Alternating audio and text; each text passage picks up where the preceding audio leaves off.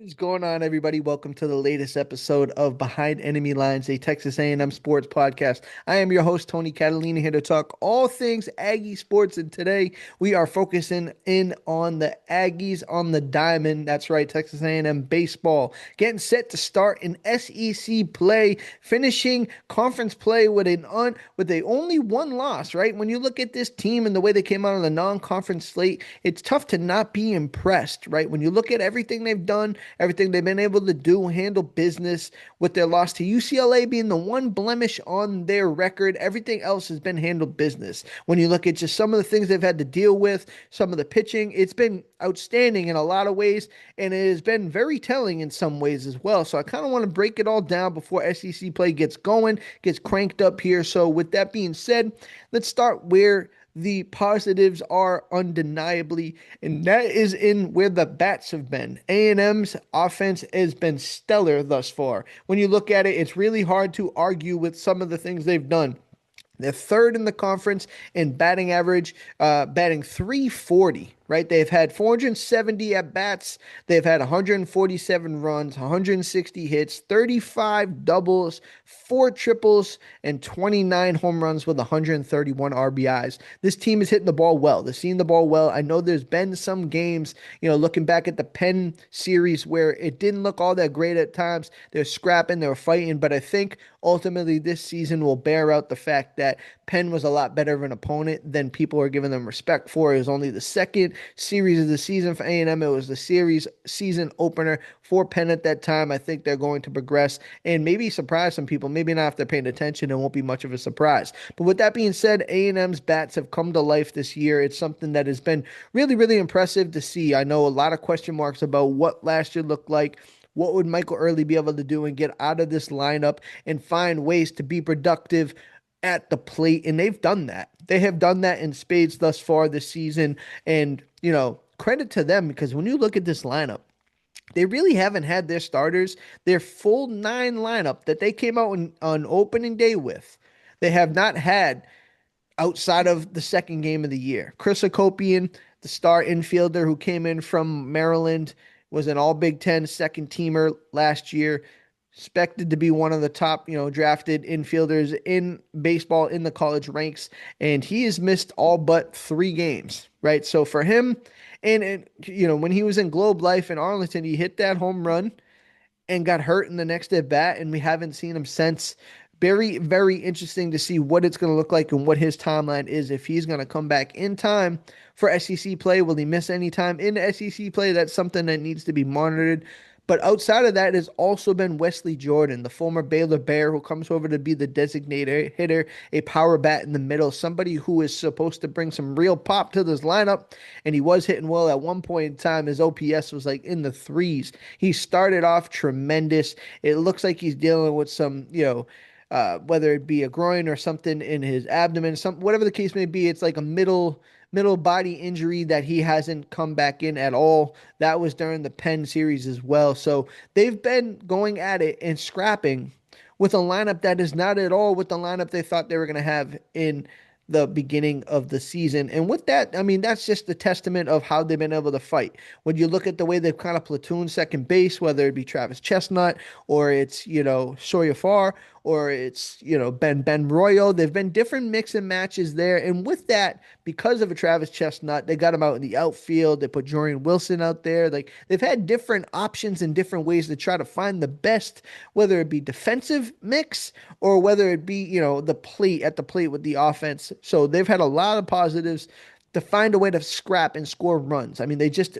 point blank period, they've been good at that. And so when you kind of look at this team and the way they've been going at it, it's kind of impressive too, especially in the field, because you look at the third in the SEC in fielding percentage as well. They got a 984. So with that being said, only Georgia and Texas have been better in the field.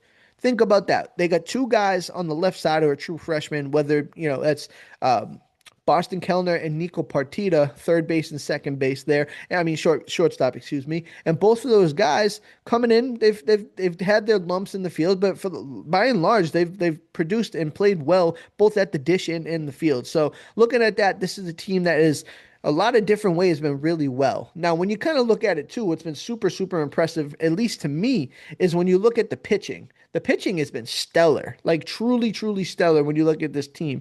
I'm just trying to pull up some of the stats here. Um, the pitching has been outstanding. Um, Whether it be Aiden Sims on Sunday, whether it be Shane Sadeo on Friday, the way they've just been able to kind of scrap and fight has been super, super impressive. I know Weston Moss took his lumps against UCLA, but that is an outstanding lineup. But you look at the way this pitching has been going. I believe, look at Shane Sadeo. He gave up a two-run home run to Oakland on Friday, the first game of the doubleheader, and then went 6 out of 7 innings. He went in there, he went 1, 2, 3, and faced the minimum. And then you look at Aiden Sims, who continue. I believe at one point he had just north of a 2 ERA.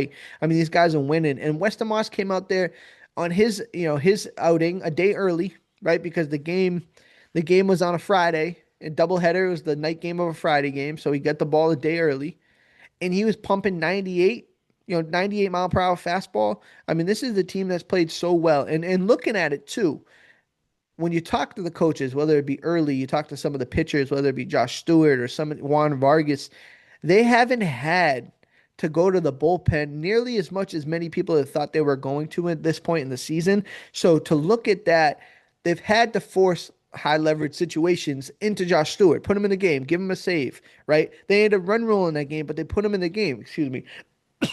And so with that being said, their starting pitching has gone so deep, 6, 7, 5, 7, 6, 7 innings that they haven't had much work for the middle relief. The guys who had to go long, whether it be Ethan Darden or Josh Stewart or Juan Vargas, like I mentioned, like the pitching has been there. Now, when you look at the SEC, right, because we talk about the stats and we talk about what A&M has been able to do to this point. What's really interesting is the SEC isn't really shaking out like I think some people thought it was going to. I mean, just look at what's going on in Baton Rouge. LSU is 12-5, right? Like that is pretty alarming to look at. The LSU has 5 losses. This is a team where, national champions, year in, year in, perennial, championship contender, and they may right the ship, right? They might find a way to be in that mix, but they're just right now not playing great baseball. But if you look at the teams across the board, Vanderbilt 10-7, South Carolina 12-5, Arkansas 12-5, Tennessee 12-4, Florida 14-3, Alabama 14-3, Georgia 15-3, Auburn 13-2, Oklahoma 14-2, Missouri 14-2, Mississippi State, Kentucky, Ole Miss, 14-2, 15-2, and then there's A&M at 14-1, and right above them is Texas at 15-0. I mean, full stop. Texas has looked great, right? Everything that the Longhorns have been doing has been super impressive. They look like the top team right now in this SEC, and A&M will have a chance to say some things about that in April when they come to College Station, and Jim Schlossnagle will have his first return here back. So that will be something they'll be able to sort out on the field. But SEC play, it's going to crank up, right? We think we know what we know about A&M, right? We think we understand what this team is and what it can be. Quality pitching, timely hitting. When they get healthy, they could be an even more dangerous lineup. But a lot has to shake out. A lot has to be figured out with SEC play. Does the pitching hold up? Does the timely hitting continue? Are they still making right decisions when it comes to bunts and sacrifices and finding ways to move runners and advance players and just kind of score runs in a unique, different way other than just leaning on Caden Sorrell and Gavin Grahovac to put the ball over the fence. So it's going to be interesting to see. This is a team that is talented, super talented, but the SEC has a way to expose people. But I think if you're looking for progress, right, at this point in time last year, A&M, I believe, was 10-6 compared to 14-1. It's just, 15-1. It's really, really interesting to see the progress here. I think a lot of last year was a lot of people that, were really high on some of the veteran guys. Didn't pan out the way it needed to. I think some of the refresh, new blood come in, a little bit more of a juice, a little bit more of, oomph to try to go out there and prove that this is what they are. Pitching has been outstanding. The fielding, great. So as the bats. How does that hold up? It remains to be seen, but right now it's nothing but positive positive feelings for Texas A&M baseball right now, and I'm intrigued to see how it's going to shake out as SEC play continues. So again, I'm Tony Catalina. This is Austin American Statesman, another episode of Behind Enemy Lines, the Texas A&M Sports Podcast. Again, I'll catch you later. Hope to see you later. Peace.